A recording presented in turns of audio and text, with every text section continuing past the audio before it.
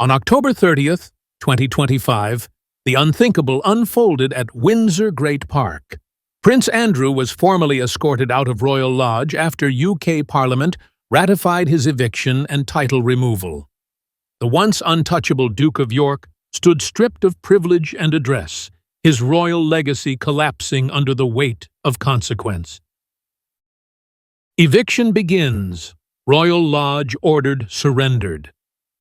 It was October 30th, 2025, when the unthinkable became official. Prince Andrew, the Duke of York, was ordered to vacate Royal Lodge, his longtime home inside Windsor Great Park. The announcement from Buckingham Palace was as blunt as it was historic. His Royal Highness Prince Andrew, Duke of York, will surrender occupancy and associated privileges of Royal Lodge within 12 months. The statement marked the culmination of years of mounting tension between public outrage and royal tolerance, between entitlement and accountability. For 2 decades, Royal Lodge had stood as a quiet symbol of privilege, a sprawling 30-room Georgian mansion, leased to Andrew under a 75-year agreement signed in 2003 at a peppercorn rent of just £250 per year. At the time, the arrangement was seen as a gesture of familial support. But as Andrew's reputation collapsed under the weight of scandal, that same home became a lightning rod for national anger. When the Times revealed in 2024 that he had spent nearly £7.5 million refurbishing the property while paying virtually no rent, the public reaction was immediate. "It's not just a house," wrote one columnist. "It's a monument to unearned privilege." Behind palace doors, King Charles III faced increasing pressure to act. Polling across the United Kingdom showed 72% of respondents believed Andrew should lose both his home and his titles. Even senior courtiers, usually cautious about royal infighting, agreed that inaction had become untenable. The final straw reportedly came after the publication of Virginia Giuffre's memoir in 2024, which reignited discussion of Andrew's association with Jeffrey Epstein. On that October morning, Buckingham Palace issued not just an eviction order, but a public reclassification. Andrew would now be known officially as Andrew Mountbatten Windsor. It was a stripping of royal identity rarely seen since Edward VIII's abdication in 1936. Palace sources confirmed that the decision was made by the Privy Council after consultation with the King and the Prince of Wales. The language was sharp and deliberate. The Crown recognizes the right of accountability. Privilege without service is no longer sustainable. Across Westminster, MPs privately applauded the move, calling it a long-overdue correction. For the monarchy, this was more than an eviction. It was a reassertion of moral authority. For Andrew, it was the end of an era and the beginning of isolation. As television crews gathered outside the gates of Windsor Great Park, attention shifted to the building itself. A home once filled with royal laughter, now steeped in controversy. Royal Lodge, once a crown jewel, was about to become a cautionary symbol of privilege gone wrong. Royal Lodge, from prestige to pall of controversy. Nestled within the 2,600-acre expanse of Windsor Great Park, Royal Lodge had once embodied the very heart of royal tradition. Built in the 17th century and remodeled in the 1830s, it was more than a mansion. It was memory. Queen Elizabeth II spent much of her childhood there with Princess Margaret, playing on its gardens and shaded terraces. When Prince Andrew acquired its 75-year lease in 2003, it felt like the natural continuation of royal legacy. Few could imagine that the same house would, 2 decades later, become synonymous with disgrace. Under the terms of the lease, Andrew was permitted to live at Royal Lodge in exchange for maintaining the property. The rent, A token peppercorn amount amounted to less than £300 annually, effectively making him the beneficiary of a royal estate worth £30 million. The arrangement barely drew notice until 2024, when investigative reports published by The Guardian and The Sunday Times revealed the extraordinary financial privileges behind the deal. In a nation facing inflation and a deep cost-of-living crisis, public fury exploded. "Ordinary families are skipping meals," one MP remarked, "while a disgraced prince lives rent-free in luxury." The controversy deepened when Sarah Ferguson, Andrew's former wife, moved back into Royal Lodge in 2008, despite their divorce in 1996. For years, she referred to it as home, hosting charity events and interviews from the property's grand drawing room. The sight of cameras capturing her daily walks through Windsor became a familiar image and a bitter reminder to critics that accountability had yet to arrive. As pressure grew, palace insiders acknowledged the optics were untenable. King Charles had already implemented a slimmed-down monarchy focused on transparency and financial discipline.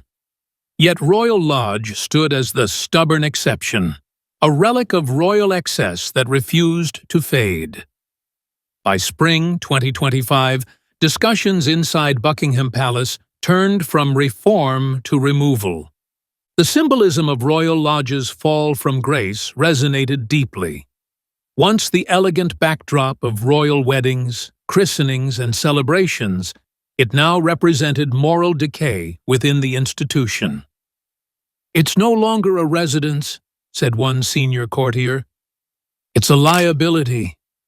But the building was only part of the story. The deeper storm, the one that finally forced the king's hand, came not from the walls of Windsor, but from the scandals that shadowed Andrew himself. The headlines, the lawsuits, and the public disgust would all converge to make his eviction inevitable. The scandals that shook the palace. By 2024, the last defenses around Prince Andrew's reputation had crumbled. The release of Virginia Giuffre's memoir reignited public outrage, thrusting Andrew's past association with Jeffrey Epstein back into the global spotlight.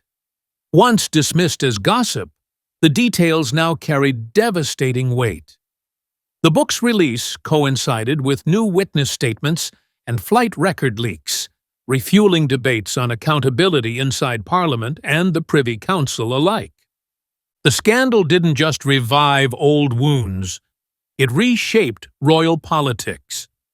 The British press, once cautious about direct accusations, now called for an official royal reckoning. "This is not rumor," headlined The Telegraph. "It is reputational collapse." Even the BBC, traditionally deferential in tone, began running evening specials dissecting Andrew's financial dependencies and public subsidies. The message was clear. His continued royal status could no longer coexist with public trust. Inside Buckingham Palace, the atmosphere turned from defensive to decisive. Aides described an institution under siege, with the Lord Chamberlain's office convening emergency briefings about Andrew's legal exposure and the Crown's liability.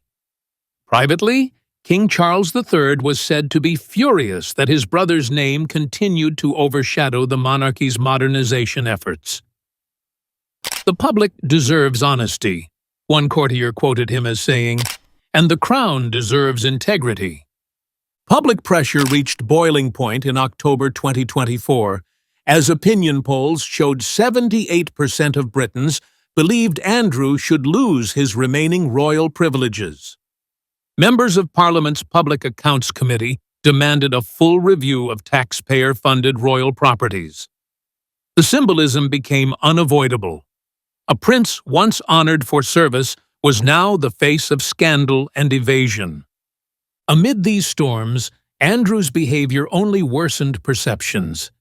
He avoided public engagements, withdrew from royal ceremonies, and lived reclusively behind the closed gates of Royal Lodge, rarely seen but constantly discussed. Every headline, every tabloid image of the shuttered mansion deepened the sense that he was hiding from consequence. What began as whispers of impropriety had evolved into an institutional crisis. By autumn 2025, the situation had become politically unsustainable. King Charles had inherited his mother's patience, but not her tolerance for scandal. The Crown's credibility was on the line, and silence had become complicity. And so, with Parliament murmuring, the public demanding closure, and Buckingham Palace facing its gravest image test in decades, King Charles decided to act, not with subtlety or delay, but with the most extraordinary step the modern monarchy had ever taken. King Charles takes extraordinary action. On the morning of October 30th, 2025, a black-suited courier from the Privy Council office arrived at Buckingham Palace, carrying an embossed folder marked "Immediate Action, Royal Disciplinary." Within hours, history was made. King Charles III had formally approved the revocation of Prince Andrew's royal titles, military affiliations, and residential rights to Royal Lodge. The decision was unanimous, endorsed by the Privy Council, sealed under the Great Seal of the Realm, and broadcast globally by BBC News at 6 p.m. GMT. The statement was brief but seismic. His Majesty the King has today removed from Andrew, Duke of York, all remaining titles, honors, and privileges associated with royal representation. The subject shall henceforth be styled Andrew Mountbatten Windsor. In that single declaration, centuries of privilege were stripped away, and the monarchy's tolerance for scandal met its limit. This was no symbolic gesture, it was constitutional enforcement. The move invoked a clause not used since the reign of George V, allowing the monarch to suspend peerage rights in the interest of national dignity. Alongside the title removal came an order to vacate Royal Lodge, citing breach of royal conduct standards and prolonged reputational harm. Even more striking was the human cost. Sarah Ferguson, who had shared the residence since 2008, lost her courtesy title of Duchess of York in the same decree.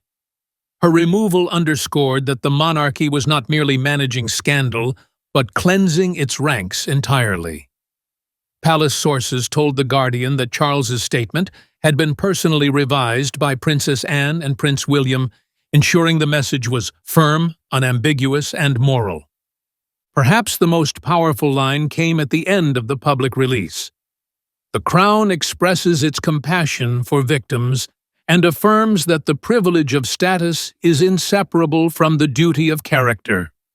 That sentence marked a turning point. It reframed the monarchy not as a refuge for its members, but as a moral institution accountable to the public it serves. The announcement reverberated through Parliament and international headlines within hours. For many, this was the final act in a saga that had tarnished the Windsor legacy for years. For Andrew, it was an irreversible descent, from prince to private citizen, from patron of institutions to object of pity. Yet, while the decision itself was historic, the execution of it would prove even more dramatic. Andrew was given a deadline, a countdown to vacate the only home he had left, and the clock had already begun ticking.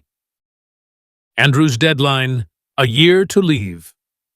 When Buckingham Palace issued its October 30th, 2025 decree, one critical line stood out.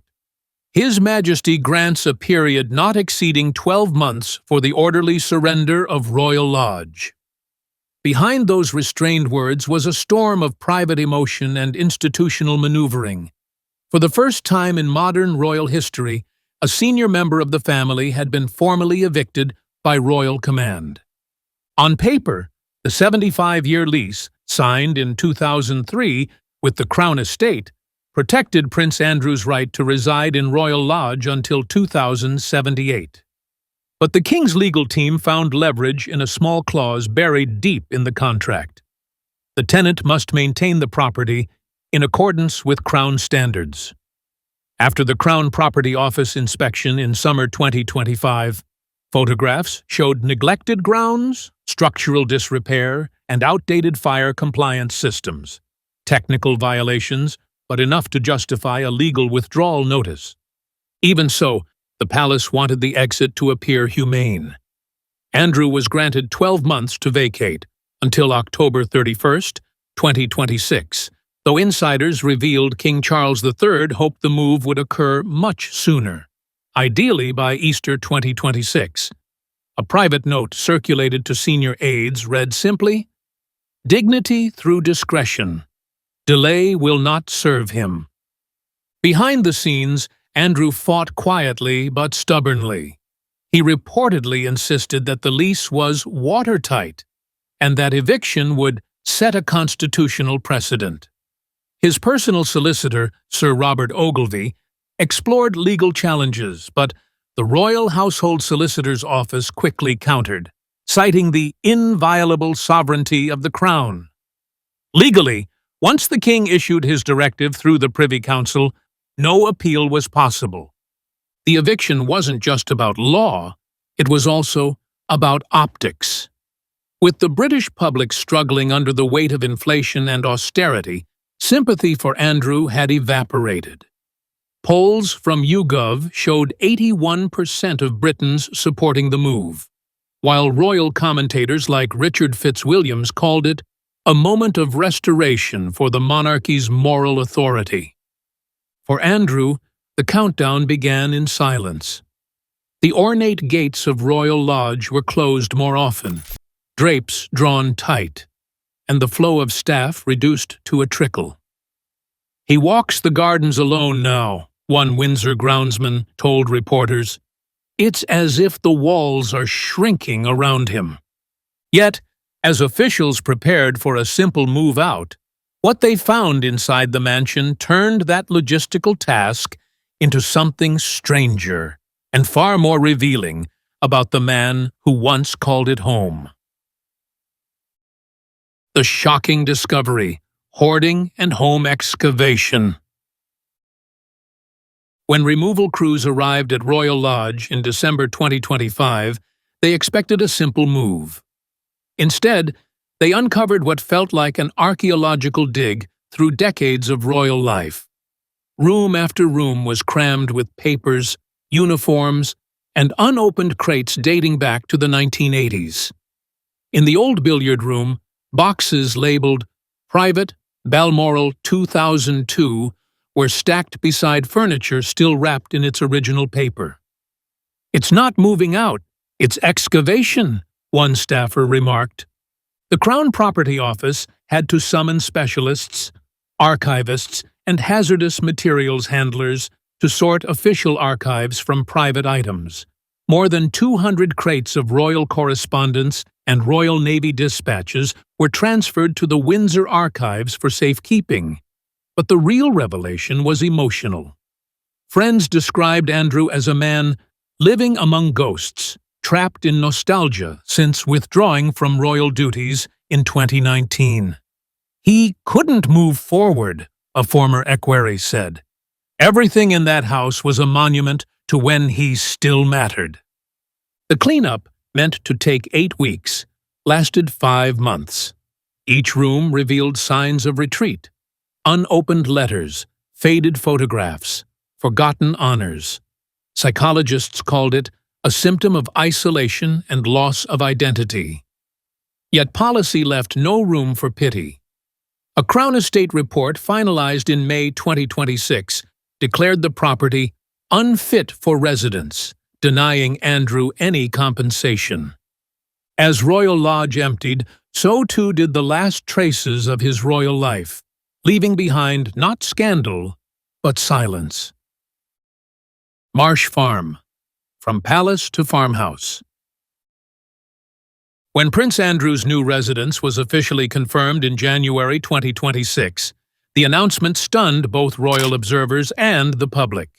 Gone was the grandeur of Royal Lodge. the 30-room Georgian mansion with manicured lawns, a sunken garden, and its own chapel.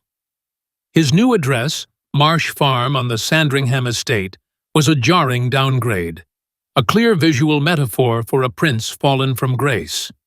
Located 2 miles west of Sandringham House, the farmhouse had stood empty since the death of its last tenant farmer. The main structure, a 4-bedroom brick home with cracked plaster and worn timbers, was described by one estate worker as barely fit for winter. When construction crews arrived in early 2026, their mission was simple: not luxury, but livability. Over 6 weeks, workers installed CCTV cameras, reinforced locks, floodlights, and a 6-foot perimeter fence to bring minimal security to the remote property. For Andrew, the adjustment bordered on humiliation. At Royal Lodge, he had lived amid staff, servants, and royal protection. At Marsh Farm, there would be no live-in security, no butlers, no private gardeners, only a part-time groundsman, a rotating cook from Sandringham, and a cleaner visiting twice weekly. "It's not exile abroad," a friend told the Daily Mail, "but it might as well be." Even the smallest inconveniences carried meaning. The property had no garage big enough for his Bentleys or Range Rovers, forcing him to shelter them under temporary wooden carports. His former study, once decorated with naval honors, was now a converted storage room. "He's gone from estate to outbuilding," one royal reporter observed. Yet palace insiders insisted the choice of Marsh Farm was no accident. "It's close enough for monitoring," said one aide, "but far enough for separation." Situated on the edge of Sandringham, the house kept Andrew within royal reach, yet excluded from family gatherings, a symbolic exile within the estate itself. Prince William supported the move, calling it an act of fairness wrapped in accountability. By spring, the message was clear. Marsh Farm was not punishment through cruelty, but consequence through humility. Once a duke surrounded by luxury, Andrew now lived under modest roofs, a reminder that privilege once lost is not easily regained. Yet even as the walls were reinforced, a new and more unpredictable threat emerged, not from scandal or scrutiny, but from nature itself. Environmental and security nightmares at the new home. By February 2026, Prince Andrew's exile at Marsh Farm turned from humiliation to hazard. Environmental reports revealed the property sat squarely on a Zone 3 floodplain, the highest risk category in Norfolk. The nearby Wolferton pumping station, essential to draining the lowlands, had malfunctioned multiple times in 2024 and 2025, raising fears that a single power outage could inundate the farmhouse. Those fears became real when Storm Chandra battered Britain that month, flooding fields and forcing emergency drainage near Wolferton Bridge. As his old life collapsed, the water was literally rising, noted The Times. Security risks worsened the anxiety. Marsh Farm's rural isolation made police response slow and unpredictable. In anticipation, the Home Office quietly extended the Sandringham no-fly zone in September 2025, banning drones and private aircraft from circling the estate. Still, experts remained doubtful. "You can't defend open farmland like a fortress," warned ex-protection officer Ken Wharf. Inside Buckingham Palace, King Charles III insisted on minimal protection. Safety, not comfort. 2 rotating guards were stationed, but no live-in security. Insiders whispered the truth. The move was strategic. Placing Andrew in a flood zone wasn't cruelty. It was containment, a message in geography, not words. Yet even as the waters receded, another loss loomed, one that would cut far deeper than property or privilege. Relationships shattered. Ferguson departs. By March 2026, the downfall of Prince Andrew took a deeply personal turn when Sarah Ferguson, the Duchess of York, quietly left Royal Lodge and, for the first time, chose not to follow him to Marsh Farm. After nearly 20 years under the same roof, their unconventional cohabitation, divorced since 1996, reunited since 2008, came to a silent, sorrowful end. With titles stripped, finances frozen, and their home reclaimed, the last bond between them finally broke. According to the Telegraph, Sarah appealed directly to King Charles III for permission to stay within the Windsor estate, citing her decades of charitable work. But the king refused, reaffirming his principle of service over sentiment. She was offered only temporary accommodation before relocating to a smaller home in Windsor Town near her daughters, Princess Beatrice and Princess Eugenie, who helped her resettle. Public sympathy leaned toward Sarah, viewed as collateral damage for Andrew's downfall, a loyal woman undone by misplaced devotion. Her loyalty defined her, one columnist wrote, but loyalty to the wrong cause destroys. For Andrew, her departure ended his last thread of companionship. Alone at Marsh Farm, he faced silence and himself. But the silence was not peace, it was judgment. The final chapter of Andrew's reckoning was only beginning. A prince reduced, isolation, uncertainty, and what comes next. By summer 2026, Andrew Mountbatten Windsor was no longer a prince, no longer a figure of power, merely a man in quiet exile on the edge of Sandringham Estate. Royal Lodge stood dark and deserted, its gardens unkept, a monument to lost privilege. At Marsh Farm, Andrew lived a small, repetitive life. Locals spotted him driving to the West Newton post office or walking alone with his dogs.